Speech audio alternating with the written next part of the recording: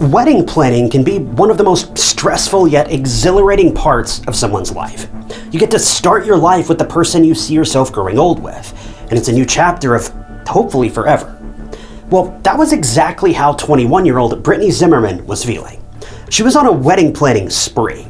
Her head was still in the clouds after her boyfriend of many years had just proposed to her, and she was neck deep in preparations for her dream wedding in Hawaii. Life couldn't have been better for Brittany. She was studying to become a microbiologist and had her whole life planned out. But all of her plans were put on hold permanently, because what she didn't expect was to be brutally killed in her own home. The terrifying case of Brittany Zimmermann is filled with blunders, dragged investigations, false promises that led nowhere, and a whole lot of hurt for everyone who lost Brittany on an ordinary day in April of 2008.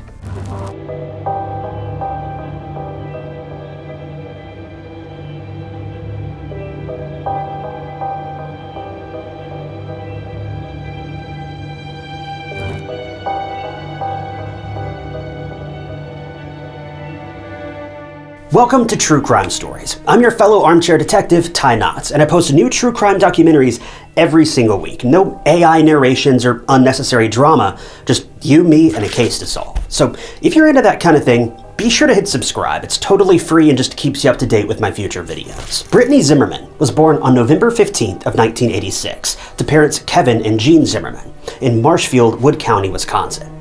Brittany and her brother Matthew were very close from the get-go.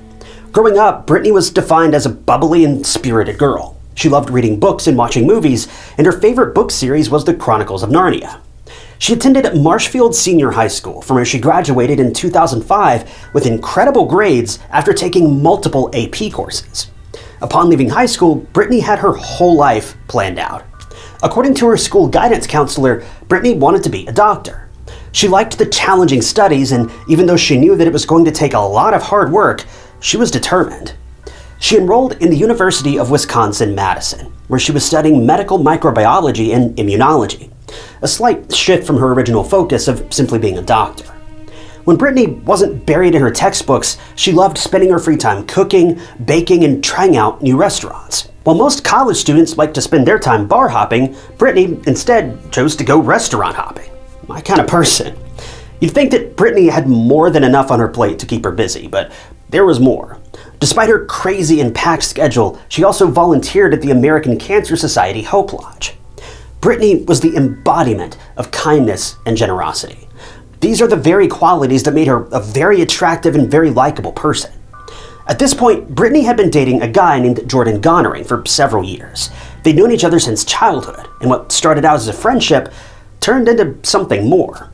The two were the perfect couple. Both Brittany and Jordan were kind and caring, and they had big dreams together. Jordan was the calm and stable presence in Brittany's rather energetic life. Even though they were still young, if you saw the couple, you would think that they'd been married for years.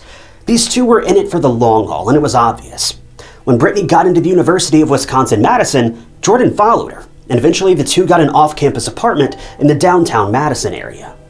Jordan supported Brittany's goals and ambitions and was always by her side during every win, and even the not-so-good times. While in university, the couple had been dating for a long time, so it was only fitting to make things official. Thus, one evening, Jordan got down on one knee and asked Brittany to marry him. Brittany was overjoyed, and now with her boyfriend-turned-fiancé by her side, she was living her best college life, as well as planning her dream wedding. Brittany always wanted to work in Hawaii as a doctor or immunologist, but this was also the place where she saw herself getting married, so that's exactly what the couple was planning for. At the time of the case, Brittany was also working at the university campus registrar's office and had been for about 3 years. And you guessed it, she was professional, punctual, and perfect for the job. So by all accounts, Brittany had a very normal, if not perfect, life. But when everything is going too well, one wrong instance in one wrong situation can flip the switch, and everything can get ruined. And sadly, that's what happened to Brittany.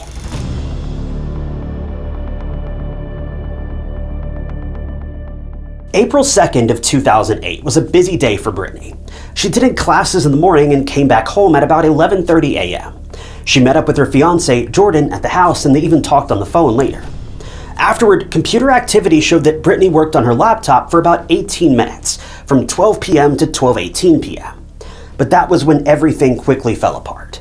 Just 1 minute later, at 12:19 p.m., 911 received a phone call from none other than Brittany's phone. When the call was answered by a female operator, no one was talking on the other end, but there were sounds that suggested a struggle or muffled screaming. The operator kept asking questions, and when there was no answer, unbelievably, she just disconnected the call. What was even worse was that she didn't even dispatch a police officer or anything after this call. She thought that it was just an accidental call and nothing was wrong. But that was not the case. Meanwhile, Jordan attended his classes and returned home a little before 1 p.m. that same afternoon. But he stopped dead in his tracks when he noticed that the security door lock was broken. One thing about Brittany was that she was very safety conscious. She would always deadbolt the door and check the locks of doors and windows multiple times before settling down. So this was very bizarre and alarming for Jordan to see.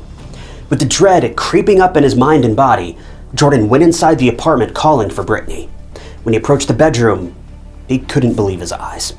21-year-old Brittany was motionless on the floor beside the bed.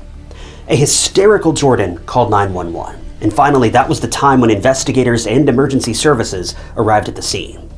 The police officers witnessed a distraught and inconsolable Jordan begging them to help Brittany. He was heard repeatedly saying, "She's the nicest person ever, who would do this?"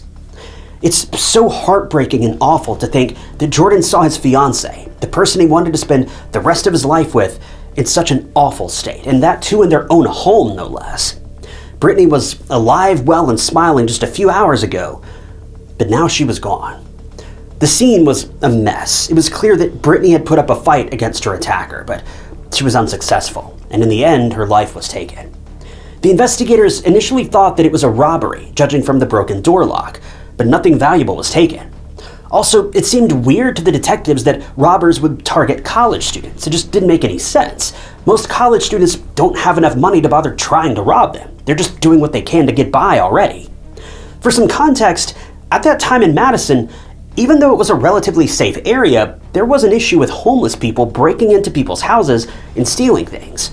So did someone break into Brittany's apartment? And if so, why did they end her life and not take anything, if that was the purpose to begin with? Well, to get answers, the investigators went to work. They swabbed the place clean and found a lot of fingerprints, footprints, and unknown DNA samples. The police were on the investigation, and they did everything they could to gather as much evidence as possible. But questioning homeless people, especially hundreds, was going to be a struggle, and a long one.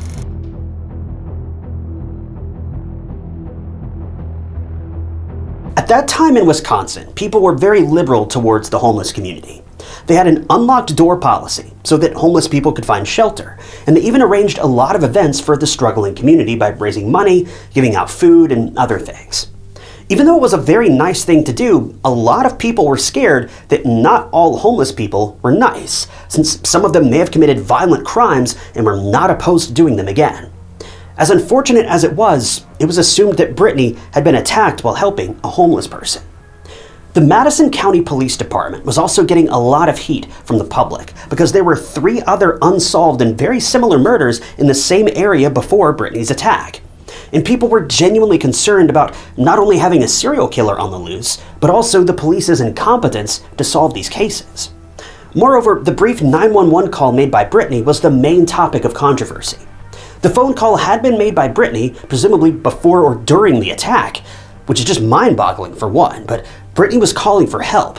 But the operator hung up on a woman in danger and didn't even bother to dispatch a police officer to check up on her, or even bother calling her back for that matter. This just feels crazy to me, especially considering the police station was only 2 blocks away. It wouldn't have taken much at all for an officer to just swing by and check in. Everyone was angry with the police department, especially the 911 emergency system, and rightfully so. The emergency helpline was made to save people from danger on time, but when Brittany reached out, she was flat out ignored. Now, the operator came to her own defense and said that she had called Brittany back, but this turned out to be a lie. She did call someone back, though it was a completely different number. And the thing is, if the operator had just confessed to this and admitted that she made a mistake, well, that would be one thing. But to have the audacity to lie to the public about it, that is just inexcusable. As if things couldn't get worse, the investigation was also going nowhere. Sure, the investigators were questioning loads of homeless people, and they had their list of suspects, but the investigation seemed to have been halted. Following the whole 911 debacle, the detectives faced a lawsuit, which was filed by 4 media outlets, namely the Journal-Sentinel, the Wisconsin State Journal, WTMJ-TV, and WFSC-TV in Madison. And this whole drama went on for about a year. By 2009, even the phone call that Brittany had made to the 911 operator had not even been released to the public, but a transcript of the call was part of the court documents. But this transcript was nothing more than a description of the audible struggle and muffled screams. These court documents are actually how we know about this call in the first place and what happened to begin with. By this point, there were a couple of people on the police's radar. The suspects included a few men: Thomas Cosgrove, Jeffrey D. Ball, and Chauncey Mack, among a few others, and all of them were homeless and considered violent. Some were caught breaking into people's homes and public establishments. They had weapons in their possession, and they sounded very suspicious. But when they were searched and DNA was obtained, none of them could be pinned to the crime scene. Despite their sketchy behaviors and violent criminal history, they weren't the ones who had fatally attacked Brittany. For another couple months, the investigation slowed down. That was until a tip came in, and it was somewhat of a breakthrough in Brittany's very confusing case. According to the tipster, a man was seen in the area where Brittany was attacked, and his name was David A. Call. And boy, did he have a laundry list of violent crimes. First of all, he was an addict. He had several DUIs and was also convicted of forcing himself onto a woman. To make matters worse, he was questioned by the police almost 6 times about Brittany's attack, but every single time he had been cleared. Now, witnesses did see him in the area around the time that Brittany was attacked, but it seemed as though he was simply going door to door asking people for money to fix a flat tire. But in reality, he planned on using that money to further fuel his addiction. So the investigators had nothing on David at this point, aside from a few witnesses spotting him in the same area. But there's nothing malicious about being in an area where a horrific murder was committed. That's just a case of wrong place, wrong time. Now, even though the detectives had tons of evidence in the form of DNA, you have to remember that this is 2008 we're talking about. DNA technology wasn't as advanced as it is now. So this only meant that the police, as well as Brittany's loved ones, had to wait. Time was passing excruciatingly slowly for the grieving Zimmermann family, and they were scared that they would never find the person behind their daughter's brutal death. Well, that was until 2014, 6 years after Brittany's tragic passing, when finally there was a DNA match. See, a trace of male DNA was found on Brittany's shirt sleeve, and in 2014, it matched someone. What was even more alarming was that the person it matched was someone the police had questioned a handful of times, and that DNA belonged to none other than David Call.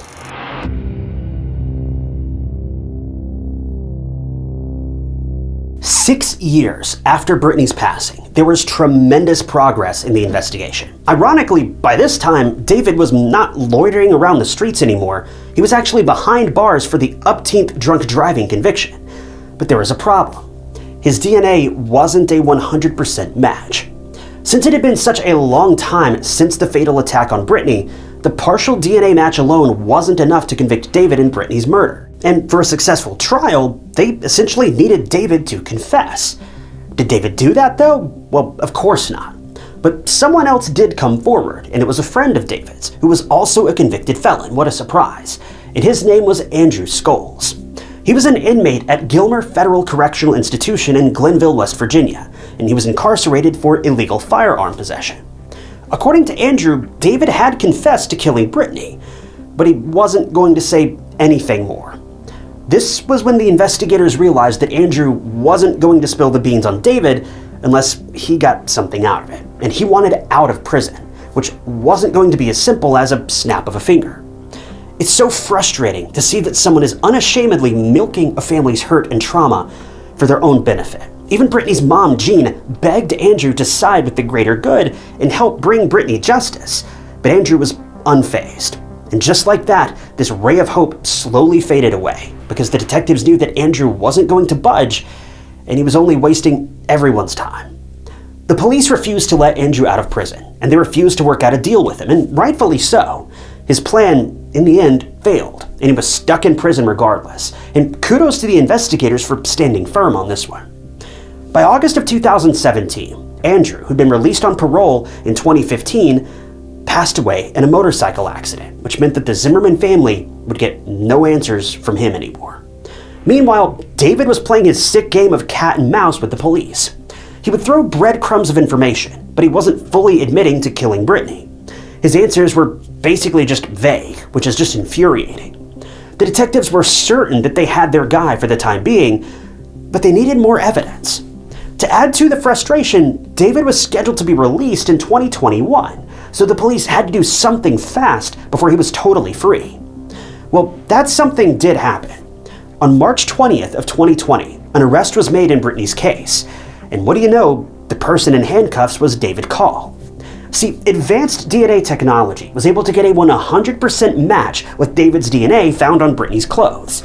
And finally, there was no point for David to run away. If he didn't have any hand in Brittany's passing, then why was his DNA everywhere all over her apartment?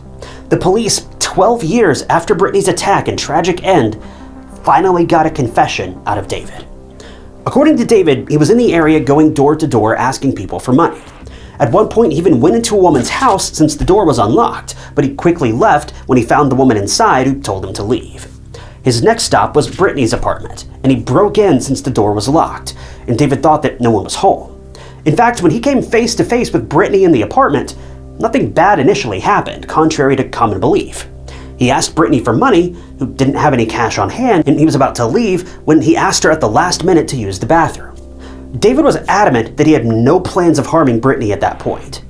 Brittany allowed him to go to the bathroom, and as he was coming out, after doing his business, he saw Brittany on the phone, possibly making that fateful 911 call, which was understandable. I mean, can you imagine a homeless person breaking into your house while you're there? Obviously, Brittany was scared and wanted to get help, but that was when David panicked. He didn't want to go back to jail for yet another crime, so that was when he made the horrific decision to end Brittany's life. He overpowered her, causing Brittany to drop the phone from her hands, which was why she couldn't talk to the 911 operator to send help. He then took her to her bedroom and ended her life with his bare hands, as well as a kitchen knife that was taken from Brittany's kitchen, which is just devastating. After doing the unthinkable, David simply left the apartment. But here's another very heartbreaking detail that only makes you more furious at the 911 operator. If you remember, Jordan found Brittany's lifeless body on the floor near the bed, but David said that he left a motionless Brittany on top of the bed. So it's possible that Brittany was still alive at that point and tried to crawl out of the bedroom to get help. She was there in her apartment with fatal injuries, waiting on that help to come. But sadly, it never came because no police car was sent to her apartment after the call. And tragically, Brittany succumbed to her wounds. You can't help but feel unadulterated anger at this aspect when you look back at that 911 call. If only the operator had sent someone, maybe, and just maybe, Brittany's life could have been saved. Even if Brittany's end was inevitable, maybe her case could have been solved quickly if a police officer was dispatched to go and check up on her after the call. But anyway, after his confession, David, who was 56 at the time, initially pleaded not guilty, but decided to change his plea to guilty in 2023 because he apparently had a change of heart after months of so-called soul searching. For once in his life, David decided to do the right thing.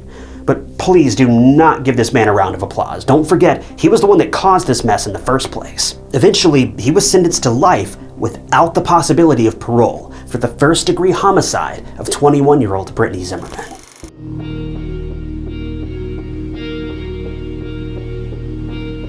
Following the sentencing, Brittany's family pretty much perfectly summed up what kind of monster David was. Jean went on to say, quote, "David Call is nothing more than a worthless piece of skin and a killer." The Zimmermann family has been sentenced to life without their daughter. They tear up every time they think about Brittany and how she'll never be able to graduate college, for which she worked day and night. She'll never walk down the aisle and say her vows to Jordan, the love of her life. And she'll never get to build her life, become a doctor, save lives, or raise children. Even though the hurt runs deep for the Zimmermann family, Brittany's parents and loved ones are at peace knowing that the perpetrator is never going to see the light of day. Focusing on the positives, the Zimmermann family has done a lot to keep Brittany alive in their minds and their hearts. cause for Brittany is a dog walk and fundraiser in Marshfield that was created in her memory. Money for a pet shelter called Marshfield Area Pet Shelter, or MAPS, was raised, and it was built to let people know what Brittany would have wanted to do if she were still around. While Brittany may not have been able to establish these things herself, the love that she shared with those around her, particularly to animals, continues to live on through the efforts of her family and her loved ones. The Brittany Zimmermann Memorial Scholarship was also made to award Marshfield High School seniors who want to attend the University of Wisconsin-Madison to major in medicine, which is just the perfect way to remember Brittany and all that she was. I'm sure you've all heard so many inspiring and heartwarming stories about homeless people helping others and being there in times of dire need. But this is not that kind of story, and it will not leave you with a fuzzy feeling. It'll just leave you disgusted because one man who couldn't bear the thought of going back to prison for purposefully breaking into an innocent woman's house, ending someone's life who was nothing but a helping hand to others. It's just sickening.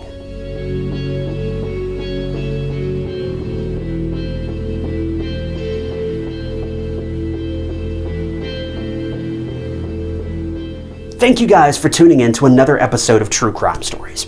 I wanted to give a special thank you to a couple channel members, including Paige Popejoy and Paula Harrower. If you also want to become a member of the channel, you'll gain access to new videos sometimes days or weeks before they're uploaded to the public. And it's currently the best way you can support the channel and help out.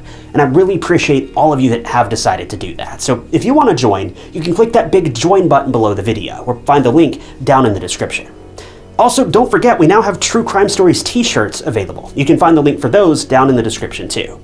But as always, if you enjoyed this video, check out this other interesting case I covered, and don't forget to subscribe. It's totally free, and it just keeps you up to date with all of my future videos. But my name is Ty Knotts, and I'll catch you guys in the next one.